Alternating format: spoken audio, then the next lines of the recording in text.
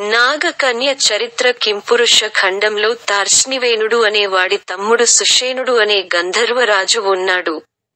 అతడు పావనుడు, జ్ఞాని, సుశీలుడు, సత్యవ్రతుడు, దయా దాక్షిణ్యం ఉన్నవాడు, హనుమ పద సేవకుడు. నిత్యమూ హనుమను జలంతోనూ పంచామృతాలతోనూ సేవిస్తాడు. త్రికాల పూజా దురంధరుడు. దానాలు చేస్తూ హనుమకు ప్రీతిగా హోమాలు చేస్తాడు. షడ్రసోపేత భక్ష్య భోజ్యములను నైవేద్యం పెట్టేవాడు. ఆ కాలములోనే నాగకన్య అనే పతివ్రత ఉండేది. ఆమె సుశీల, సుగుణమణి, సత్యవ్రతురాలు, సర్వ సద్గుణ సంపన్నరాలు. ఆమె రక్తరోముడు అనే క్రూర రాక్షసునికి భయపడి గంధర్వరాజైన సుషేనుడిని శరణు వేడింది. ఆయనతో, గాంధర్వ రాజా, కామాంధుడు, క్రూరుడు అయిన రక్తరోముడు అనే రాక్షసుడు నాగలోకం వచ్చి నన్ను బలాత్కారింప ప్రయత్నించాడు. నన్ను రక్షించేవారు లేక నీ శరణు వేడుకుంటున్నాను అని వినయంగా మనవి చేసింది. సుషేనుడు నాగకన్యతో, భయం వద్దు, అమ్మాయి. నీ భయం పోగొట్టే, నీ మనసుకు సంతృప్తి కలిగించే ఒక మాట చెబుతాను విను. వజ్రదేహుడు పరమ పావనుడు నీకు అండగా నిలుస్తాడు. అతడు యజ్ఞభోక్త, ఆపన్న రక్షకుడు, ఆర్తిని పోగొట్టేవాడు. అలాంటి హనుమ మూల మంత్రాన్ని నీకు ఉపదేశిస్తాను.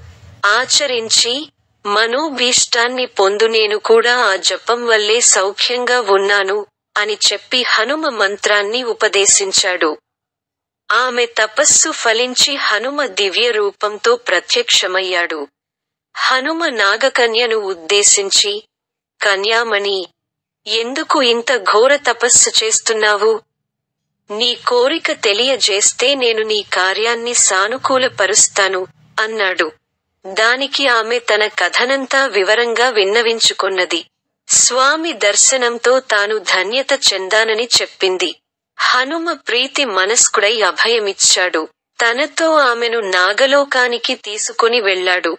అక్కడ అతి భయంకరుడైన, అతి బలవంతుడైన రక్తరోమ రాక్షసుని చూశాడు. వాడు ఆంజనేయుని మీదకు యుద్ధానికి వస్తుండటం గమనించి, దుష్టుడా, నా ప్రతాపం తెలియక విర్రవీగుతున్నావు. బ్రహ్మాదులకు కూడా నేను అసాధ్యుడిని అని తీవ్రంగా హుంకరించి తన తోకతో రక్తరోముణ్ణి బంధించి నేలమీద విసిరి కొట్టాడు.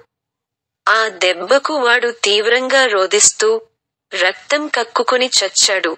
దేవ యక్ష గాంధర్వ కింపురుషులు పూలవర్షం కురిపించి హనుమను కీర్తించారు. నాగకన్యకు దీవెనలిచ్చి అనేక వరాలు అందజేసి ఇక నుంచి భయం లేకుండా నాగలోకంలో హాయిగా స్వేచ్ఛగా ఉండమని చెప్పాడు. అక్కడి నుండి పావనుడు అదృశ్యమై పంపా తీరం చేరి అక్కడ కొత్తకాలం ఉండి మళ్లీ గంధమాదన పర్వతం చేరుకొన్నాడు.